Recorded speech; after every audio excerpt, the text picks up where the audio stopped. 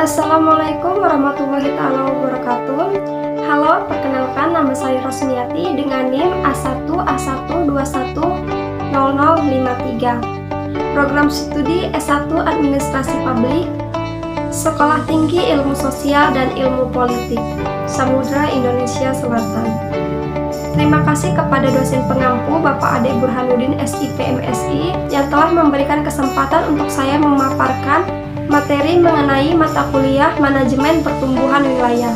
Tidak lupa terima kasih juga kepada kedua orang tua serta adik-adik saya yang jauh di mata namun dekat di doa, yang selalu menjadi support sistem terbaik saya. Dan tidak lupa terima kasih kepada rekan-rekan seperjuangan serta rekan-rekan yang sedang menyaksikan video ini. Adapun materi yang akan saya sampaikan pada kesempatan kali ini yakni mengenai pertumbuhan wilayah di Garut Selatan, salah satunya yakni PT Condong, yang mana tepatnya pada hari Senin tanggal 11 Desember 2023 saya telah melakukan observasi bersama rekan-rekan saya ke PT Condong beralamatkan di Desa Cigadok, Kecamatan Cikolet. Nah, sebelum saya memaparkan materi, saya akan menampilkan cuplikan video hasil observasi bersama rekan-rekan saya yang sebelumnya telah saya upload di akun channel YouTube saya. Mari simak videonya ya. Nah, ini video saat kami memasuki kawasan PT Condong. Perkebunan sawit dan karet PT Condong yang terletak di wilayah Kabupaten Garut bagian selatan adalah perusahaan yang berbasis di Indonesia yang memiliki sejarah panjang loh teman-teman, dan reputasi yang kuat dalam industri dan perkebunan. Mereka mengkhususkan diri dalam produksi produk-produk berkualitas tinggi. PT Condong telah berkomitmen untuk menghasilkan produk-produk inovatif yang memenuhi kebutuhan pelanggan. Mereka selalu mencari yang baru untuk meningkatkan desain, fungsionalitas, dan kualitas produk mereka. Hal ini memungkinkan mereka untuk tetap relevan dalam pasar yang terus berubah-ubah.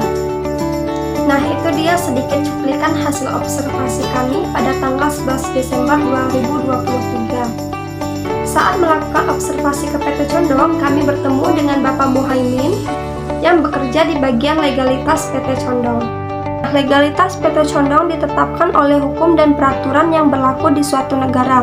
Dari hasil observasi yang kami lakukan langsung ke bagian legalitas menyampaikan bahwasannya PT Condong Garut Selatan sudah memiliki legalitas dengan adanya akta pendirian. PT Condong didirikan di Jakarta dengan akta nomor 29 tanggal 24 Agustus 1971 di hadapan notaris lain. Akta pendirian perusahaan ini telah mendapatkan pengesahan dari Menteri Hukum dan HAM Republik Indonesia. Nah, kenapa saya memilih PT Condong sebagai bahan untuk observasi? Karena saya tertarik nih teman-teman. Karena diantaranya perkebunan PT Condong itu ada kebun kelapa sawit dan juga kebun karet. Karena saya berasal dari Kepulauan Riau, dan mayoritas di sana adalah kebun sawit dan karet juga. Nah, saya ingin mencari dan mengetahui lah perbandingan antara di sana dengan di Garut Selatan begitu.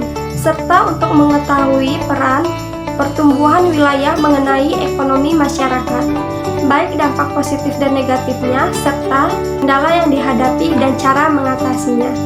Setelah melakukan penelitian observasi ke PT Condong, kami menemukan jawaban.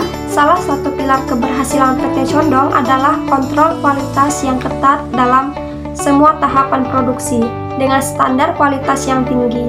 Mereka memastikan bahwa setiap produk yang keluar dari pabrik mereka memenuhi atau bahkan melebihi harapan pelanggan. PT Condong mengakui pentingnya memiliki karyawan yang terampil dan terlatih dengan baik. Nah, oleh karena itu mereka berinvestasi dalam pelatihan karyawan secara teratur untuk memastikan bahwa mereka memiliki keahlian dan pengetahuan yang diperlukan untuk menjaga kualitas produk.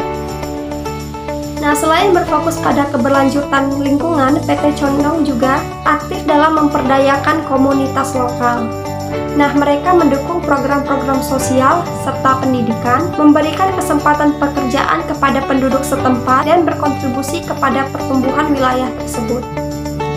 Nah, antara lain yang pertama menciptakan lapangan pekerjaan, yang kedua pemberdayaan petani lokal, yang ketiga pendapatan dan pajak daerah, yang keempat, pelatihan dan pendidikan, dan yang kelima, program kesejahteraan masyarakat. Dampak positif dari perusahaan PT Condong untuk pertumbuhan wilayah Garut Selatan, selain berkontribusi dari pajak ke APBD, perusahaan PT Condong juga memberikan peran untuk bisa bekerja sama dengan segala instansi pemerintahan di Garut Selatan, baik pembangunan maupun pendidikan. Nah, contoh di bagian bidang pendidikan, sudah berdirinya SD Condong yang beralamat di Kampung Cigadok, Kecamatan Cikelet dengan status sekolah swasta. Adapun dampak negatif dari hasil observasi, untuk dampak negatif dikatakan oleh narasumber hampir tidak ada, karena adanya upaya perusahaan untuk memperhatikan dan mengelola limbah produksi, bersama dengan memiliki perizinan dan analisis dampak lingkungan atau AMDAL. Ini menunjukkan tanggung jawab sosial perusahaan dan kesadaran akan berkelanjutan. Nah, adapun kendala yang dihadapi PT Condong, narasumber menyampaikan kendala yang dihadapi PT Condong yakni mengenai kewilayahan.